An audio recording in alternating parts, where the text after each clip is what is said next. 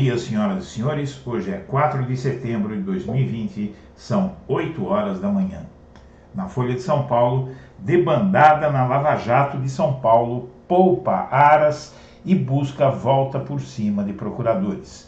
Força-tarefa teve embate com o responsável por apurações, cujo ápice foi tentativa de atrasar investigação que levou à operação contra Serra.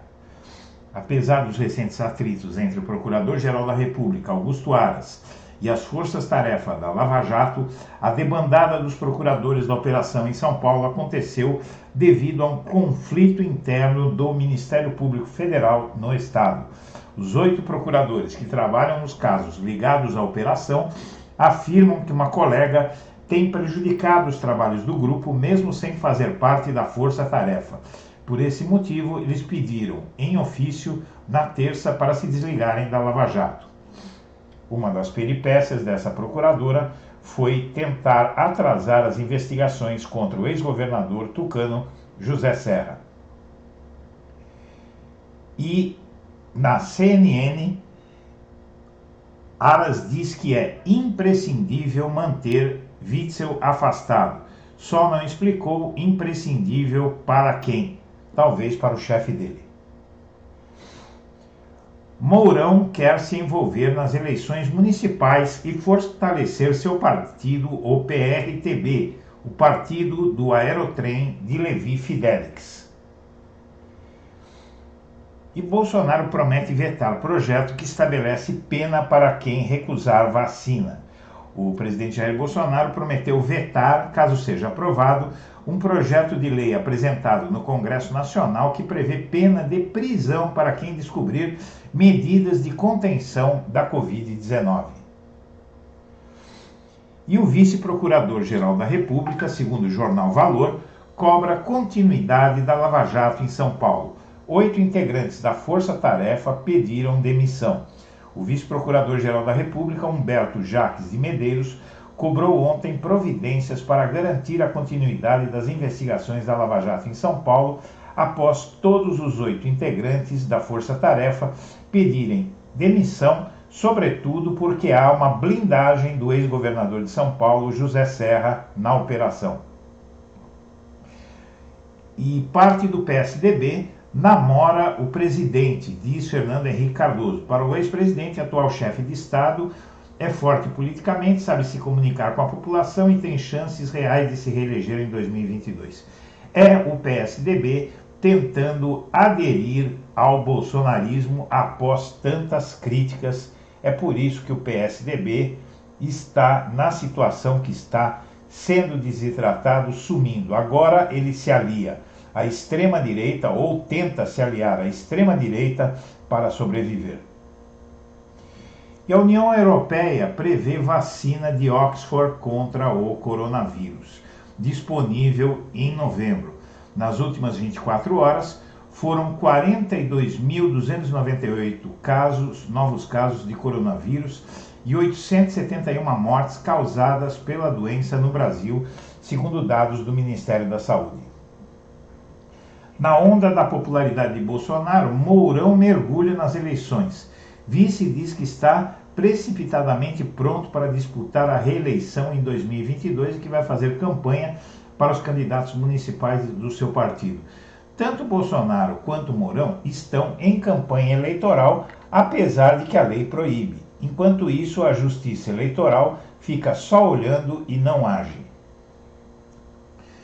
E prestes a ser denunciado pelo Ministério Público, Flávio Bolsonaro mira promotora, alvo da acusação de chefiar esquema da rachadinha na Alerj. Filho do presidente investe contra a responsável pela investigação. A investigação contra Flávio Bolsonaro chegou ao fim e a tendência é que o filho mais velho de Bolsonaro seja denunciado pelo Ministério Público do Rio de Janeiro sob a acusação de chefiar uma organização criminosa na Assembleia Legislativa quando era deputado estadual. De acordo com a investigação, ele comandava o esquema que movimentou entre abril de 2007 e dezembro de 2018 ao menos R$2 milhões, tendo como operador Fabrício Queiroz.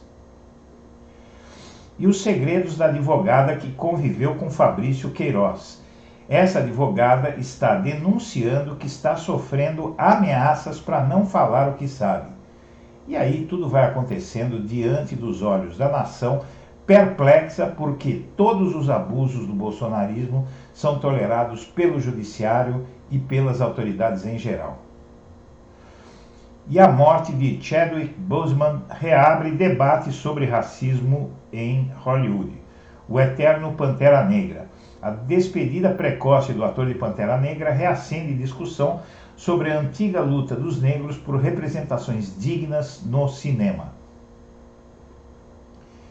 E 2.500 pessoas na arquibancada é um sucesso de público na pandemia, porque num estádio de futebol dos Estados Unidos, o Amex Stadium, com capacidade para 30 mil pessoas, foi ocupado por apenas 2.500 com esse distanciamento social que você pode ver aqui, algo que combina muito bem com o nível de civilidade do povo britânico.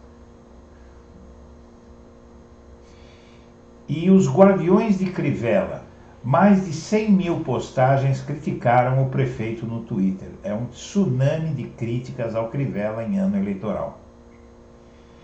E nos bastidores, segundo o Globo, a defesa de Witzel ganha tempo contra o impeachment com essa defesa na Assembleia Legislativa do Rio. E o presidente da Câmara, Rodrigo Maia, segura projeto de liberação do plantio da maconha. Rodrigo Maia se comprometeu com os deputados Sóstenes Cavalcante e Bia Kicis a não pautar o projeto que autoriza o plantio de maconha para fins medicinais no país. É o atraso engolfando e sufocando o Brasil. Ainda no Globo, Rússia diz buscar diálogo com a Alemanha sobre o opositor de Putin que foi assassinado. E no Globo, apelidado de 05, Ciro Nogueira tenta trazer Bolsonaro de volta ao PP. Para quem não sabe, o PP era o partido de Bolsonaro quando estourou a Lava Jato, e o PP foi o partido mais envolvido na Lava Jato entre todos os partidos brasileiros. Faz todo sentido essa aproximação. E o governo aumenta investimentos para projetos das Forças Armadas em 2021. Com dinheiro de programas sociais, com dinheiro necessário para tocar as atividades essenciais do governo, vai haver uma gastança em projetos de militares, sendo que o país não tem nenhuma ameaça externa que justifique isso. Na Folha, candidato de Bolsonaro ao Tribunal de Contas da União já falou mal daquela corte e isso foi resgatado pelos técnicos do TCU. Críticas de Wagner do Rosário foram registradas em reportagens. Funcionários de baixa renda do Hospital das Clínicas foram 7 vezes mais infectados do que médicos que ficam na UTI da Covid-19. Estudo mostra que 45% dos que pegam transporte público e moram na periferia já contraíram o novo coronavírus, contra 6% dos profissionais que ficam nas unidades intensivas. Comentário do blog da Cidadania. A questão da contaminação dos mais pobres é muito forte no Brasil, porque tomar os transportes lotados das grandes cidades no Brasil é realmente uma passagem para o coronavírus. Só realmente quem tiver muita sorte para não se infectar em um trem ou em um ônibus ou metrô lotado de gente. E os supermercados alertam para a alta de 20% na cesta básica que cobram o governo. Câmbio e aumento das exportações explicam a carestia que afeta os mais pobres. E o Brasil atinge menor participação na produção industrial mundial desde 1990, diz a CNI. Nos últimos 30 anos, nunca o Brasil participou com um percentual tão pequeno da produção mundial. E Donald Trump estimula apoiadores a votar 2 vezes via Twitter e depois oculta os posts. Ele diz que eleitores que votaram pelo correio deveriam ir às urnas para testar o sistema. Isso nos Estados Unidos é considerado fraude eleitoral. Ele está tão desesperado que está mandando os seus eleitores cometerem fraude. E o STF não vê clima para salvar Witzel, mas avalia restringir afastamento de governadores. Cresce no Supremo a tese de proibir ministros do STJ de darem decisões individuais que tiram chefes dos executivos estaduais do poder. E redução de tempo da Lava Jato pode trazer impactos negativos, diz novo chefe da Força Tarefa em Curitiba. E o Reinaldo Azevedo, colunista da Folha, diz que foi condenado pela mulher do amigo de Dallagnol. A juíza que o condenou a indenizar Dallagnol em R$35 mil, ela é esposa de um amigo íntimo do reclamante contra Reinaldo, que é o Deltan Dallagnol. A escolha de vice e elo com Dória desafiam Bruno Covas em campanha com clima de já ganhou. São Paulo, sem saber o que fazer, deve reeleger o prefeito tucano, mantendo a hegemonia do PSDB em São Paulo, o único lugar do país que fica eternamente nas mãos dos tucanos, sem alternância no poder. E o Palácio do Planalto dá como certo o afastamento de Carlos Moisés do PSL e do governo de Santa Catarina. Aqui uma evidência muito grande de que esses afastamentos de governadores são obra do bolsonarismo.